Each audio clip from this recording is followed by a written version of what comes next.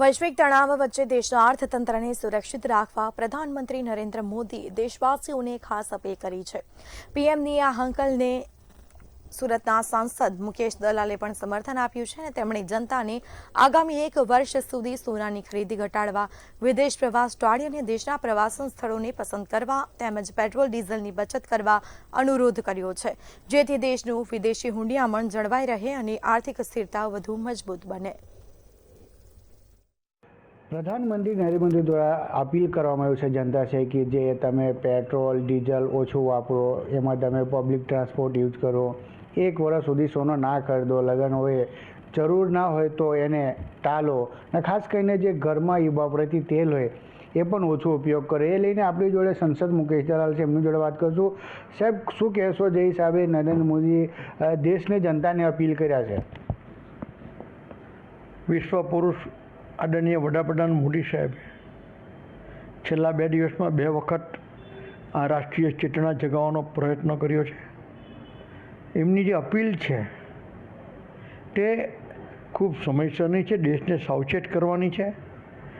દેશ અત્યારે માત્ર દેશ નહીં, સમગ્ર વિશ્વ એક સંઘર્ષમાંથી પસાર થઈ રહ્યું છે. સમગ્ર વિશ્વની અર્થવ્યવસ્થા આજે અસ્તવ્યસ્ત થઈ ગઈ છે અને એ બધી એની વચમાં ભારત દેશે આજે પોતાની અર્થવ્યવસ્થા સાચવી રાખી છે.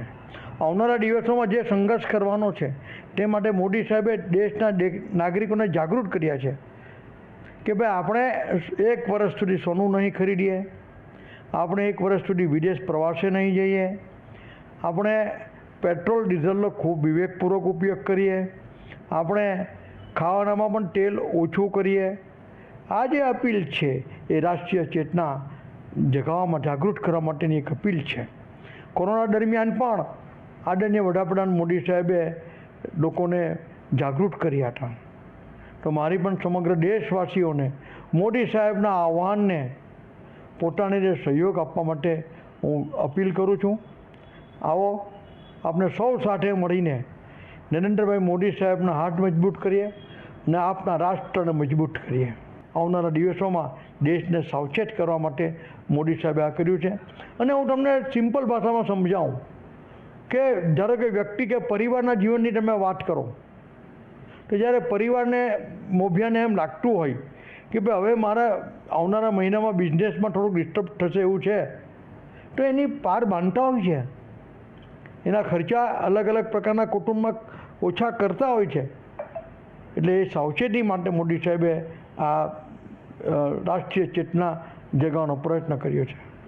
બિલકુલ. આ હતા સંસદ મુકેશ દલાલ. જેમને કહેવું છે ખાસ કરીને જ્યારે આવતી દિવસોમાં મુશ્કેલીનો સામનો કરવો પડશે તે લઈને પ્રધાનમંત્રી નરેન્દ્ર મોદી છે તે લોકોને ચેતવ્યા છે.